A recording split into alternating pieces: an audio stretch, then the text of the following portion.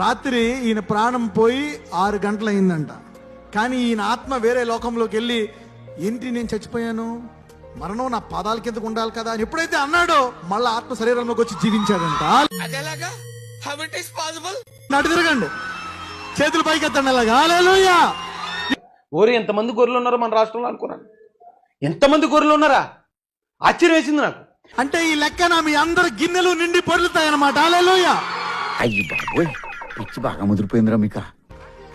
11:30 గంటల టైంలో నేనేం చేశాను, పడుకుని ఉన్నప్పుడు నా ఆత్మ చేసిన ఒక దోకొచ్చి నా ఆత్మ తీసుకెళ్ళిపోతుంది, పరలోకానికి వెళ్ళిపోతుంది.